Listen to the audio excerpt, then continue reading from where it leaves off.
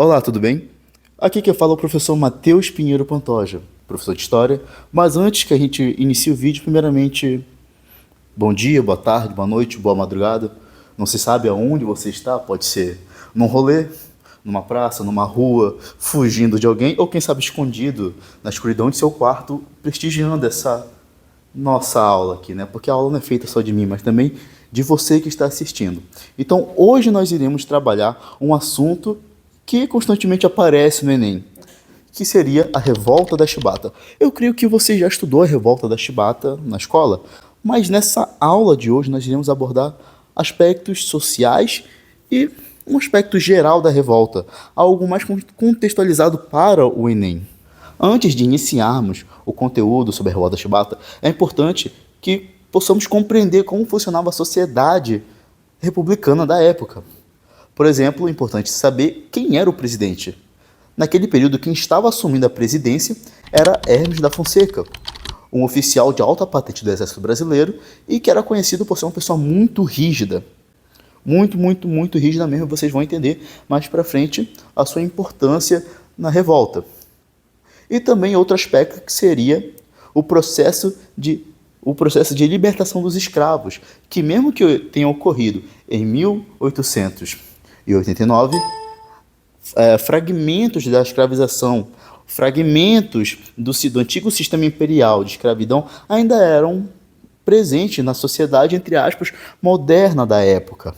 Por exemplo, aspectos, leis e normas de conduta da época do Império ainda se mantinham vivas na Marinha. A Marinha, por si só, por ser um órgão antigo e por ser um órgão considerado da elite, não aceitava que pessoas de cor ascendessem na escala hierárquica da organização.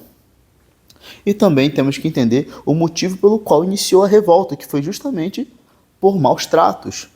Grande parte dos marinheiros da Marinha na época, grande parte não, a maior parte, provavelmente 90% dos marinheiros, eram pessoas pardas ou negras.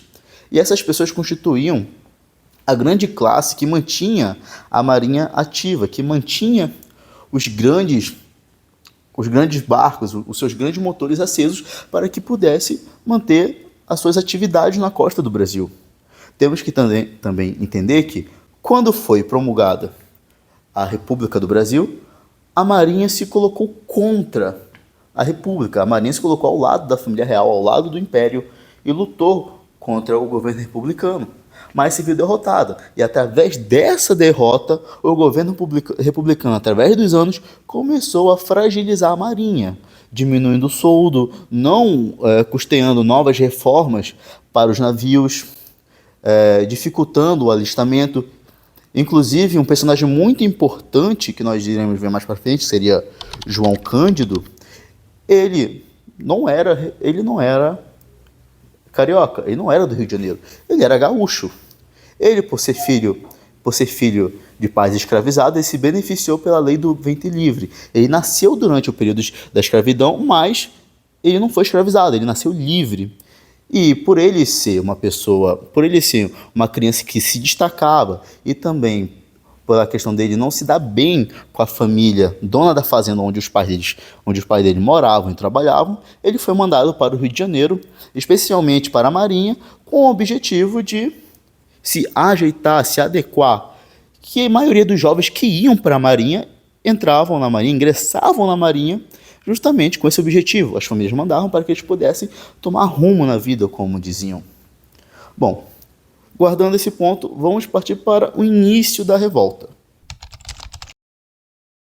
Compreendendo um pouco da estrutura da Marinha e da sua história relacionada à República, devemos observar que a Marinha brasileira estava num período muito delicado da história.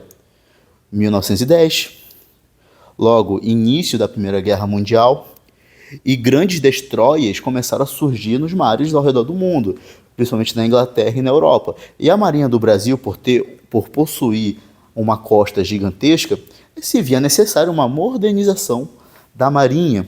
Então foram encomendados novos destroyers de casco blindado da Inglaterra marinheiros e oficiais foram para a Inglaterra fazer curso para que assim eles pudessem atuar nesses novos destroyers.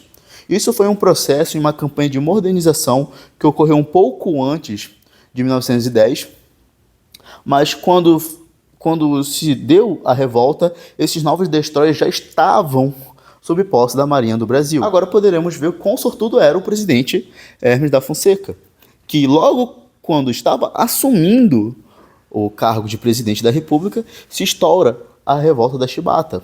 A Revolta da Chibata se instaura justamente por maus tratos aos marinheiros. Um dos maus tratos se via, por exemplo, chibatadas, prisão. Se um marinheiro branco era visto bebendo na embarcação, que era proibido, ele apenas pegava um ou dois dias de cadeia. Agora, se um marinheiro negro era visto jogando cartas, apostando, ou bebendo, fazendo qualquer coisa que fosse contra o regulamento daquele navio, ele não ia para a cadeia. Ele até ia para a cadeia, mas ele iria para a cadeia depois de levar bastante chicotadas. É importante ressaltarmos que a comunidade dos marinheiros já estava configurada, eles possuíam sindicatos, eles estavam organizados e eles já estavam planejando fazer uma revolta. Não digo uma revolta, mas um protesto por melhores condições de trabalho. Por exemplo, eles queriam um soldo melhor, um soldo que seria um salário melhor, acesso à educação, oportunidade de crescer na Marinha. E isso a Marinha estava negando, a Marinha estava dificultando o acesso deles ao que eles estavam reivindicando. Então, quando se dá o estopim, é justamente porque o marinheiro negro ele foi pego bebendo. E o convencional seria ele levar 10 ou 15 chibatadas de acordo com as normas da época do navio. O oficial que estava encarregado do navio, ele simplesmente decreta que aquele marinheiro receba mais de 200 chicotadas.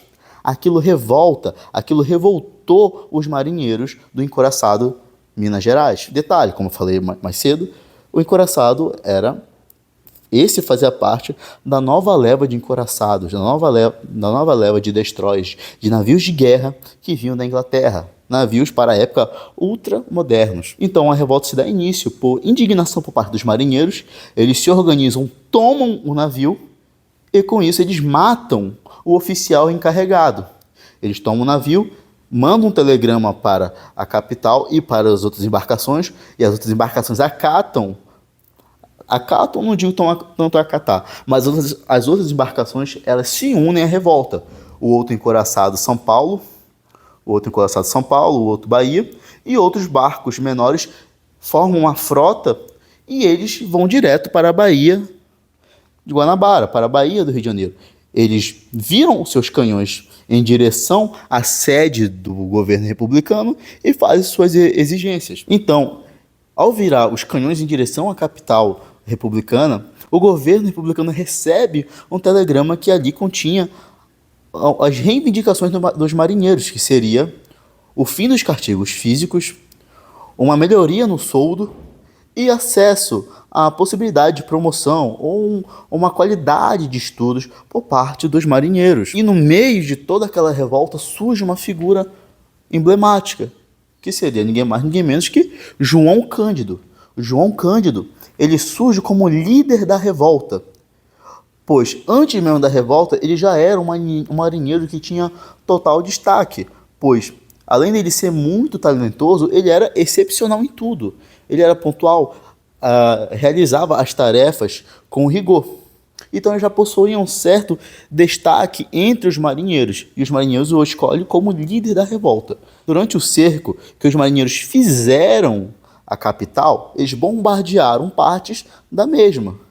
Inclusive, por acidente, eles acabaram matando 2 meninas, que aquilo acabou causando indignação por parte da população do Rio de Janeiro, que questionava o governo republicano sobre o que ele iria fazer, se iria deixar os marinheiros destruírem a capital do Rio de Janeiro. Lembrando que uma das ameaças dos marinheiros era justamente destruir a capital, pois eles possuíam navios de guerra de última geração para a época. Com o passar da revolta, os jornais da época começaram a publicar periódicos e capas de jornais se perguntando quem estava comandando essa revolta.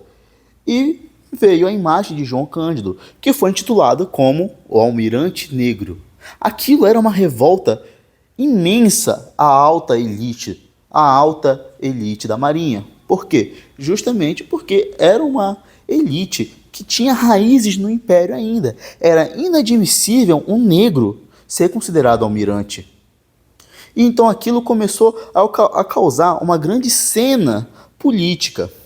Por um lado, a população que ficava questionando a República, por outro, a Marinha que estava tentando acabar com a revolta, e por outro, os revoltados. E bem no meio estava o presidente, Hermes da Fonseca, que mal assumiu a presidência e já recebeu uma bomba no colo. Hermes da Fonseca tinha que decidir se ele iria conceder anistia ou não, lembrando que os grandes oficiais da Marinha diziam que não, que todos deveriam ser presos e julgados pelos crimes de guerra. Mas então Hermes da Fonseca, orientado por Afonso Pena, ele decide então conceder a anistia. Mas claro, uma anistia frágil. Então, os marinheiros eles se rendem, eles devolvem os navios de guerra para o governo, mas aí então o que acontece? Todos são presos. João Cândido e seus companheiros, eles vão para a prisão, mas aí então ocorre um grande acidente. Não se sabe se foi realmente um acidente ou foi proposital. Por quê? Numa cela onde cabia 5, 4, 3 pessoas, colocaram 18 pessoas. E nessas 18 pessoas, 16 morreram. Antes dos marinheiros entrarem na cela, a cela foi lavada. Jogaram água e jogaram cal em pó. E o cal, com uma reação química, começou a produzir um vapor. E naquela noite, na noite ao qual eles foram presos, quase todos morreram asfixiados, tendo alucinações. Os únicos que sobreviveram foi um colega de João Cândido e João Cândido. Mas a partir daquele momento, João Cândido foi marcado, pois a partir daquela fatídica noite, ele começou a sonhar e ver seus colegas mortos ao seu redor. Aí então, todos os marinheiros que participaram da revolta, eles foram mandados para campos de trabalho pelo então presidente Hermes da Fonseca. Parte deles foram mandados para o Acre, outras para o norte. E ao longo do caminho, grande parte deles foram mortos e jogados ao mar. O João Cândido, por ser o líder da revolta, e o governo tem medo que ele pudesse organizar outra revolta, o manteve vivo. E outro detalhe, após a morte de seus companheiros, ele começou a ficar louco. Ele ficou 1 ano e meio no manicômio, até que os médicos chegaram e falaram, ele não tem problema mental nenhum, ele apenas está com trauma. Então, ele é liberado, mas aí ele é expulso da Marinha. João Cândido é expulso da Marinha, então ele decide viver através da pesca, e ele fica seus próximos anos tentando sobreviver através da pesca. Aí então, João Cândido luta, mas no final das contas não consegue a anistia, ele e seus companheiros. Só posteriormente o governo brasileiro venha a reconhecer a anistia. E então, em 24 de julho de 2008, João Cândido e seus colegas foram anistiados, demorando décadas e décadas para o governo reconhecer a sua anistia.